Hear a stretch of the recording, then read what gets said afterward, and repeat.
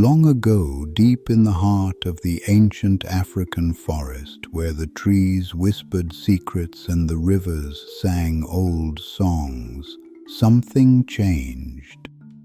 One dry season morning, the animals woke up to silence. The river was shrinking.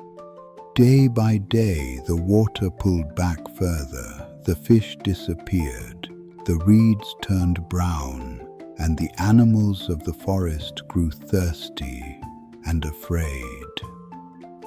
The lion, king of the forest, called every creature to the great baobab tree. Something had to be done before the forest died of thirst. It was old Tortoise who spoke first.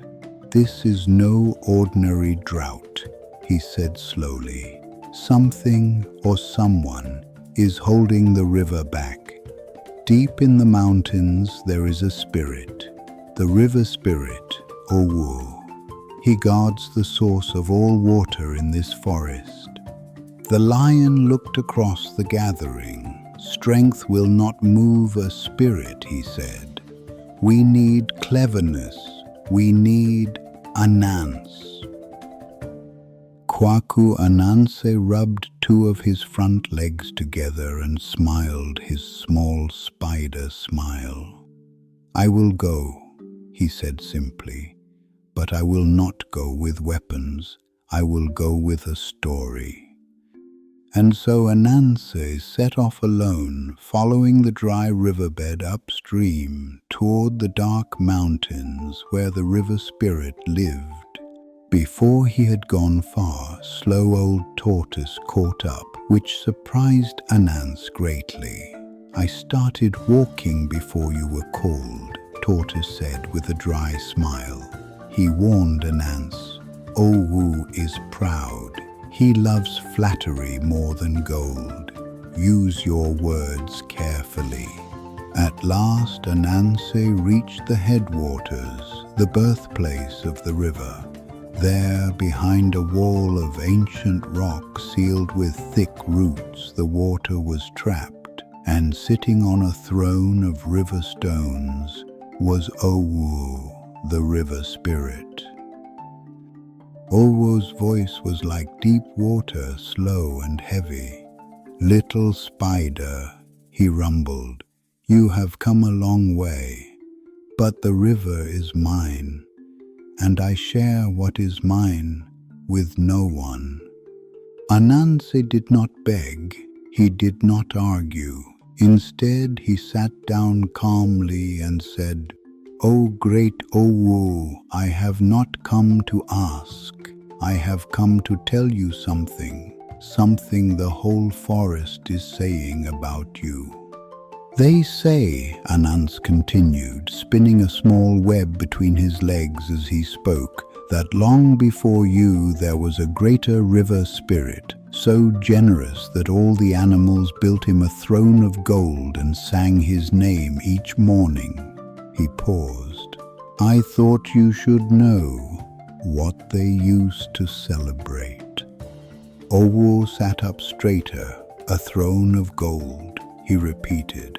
Ananse nodded slowly, and they sang his name every morning and evening, every animal, every bird, even the fish.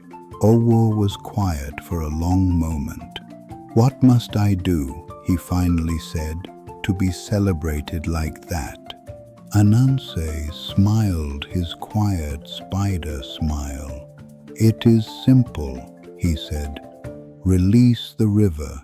Let the water flow freely to every animal, and I promise you they will sing your name every morning for 100 years." Owo stood slowly from his stone throne. He placed both hands on the sealed rock wall and pushed. The roots cracked, the stones shifted, and the water burst free. The water rushed down the mountain, filling the dry riverbed, bringing life back to everything it touched. The trees breathed, the fish returned, and far downstream, the animals heard it coming. Back at the forest river, the animals heard the sound first, a distant rushing growing louder. Then they saw it. The water was coming home. And walking calmly along the river bank, small as ever, came Kwaku Ananse. No sword, no army, just a story and a spider's patience. The lion bowed his great head slowly and with full respect. "Ananse," he said, "you have done what no army could. You have saved the forest with nothing but words." Parrot, true to her nature, flew to every corner of the forest and told the story. And as Ananse had promised, every morning the animals sang the name of Owu, the river spirit who chose generosity over greed. And Kwaku Ananse sat by the river that evening, watching the water flow, and thought to himself, "The forest remembered, the river flowed, and Ananse smiled."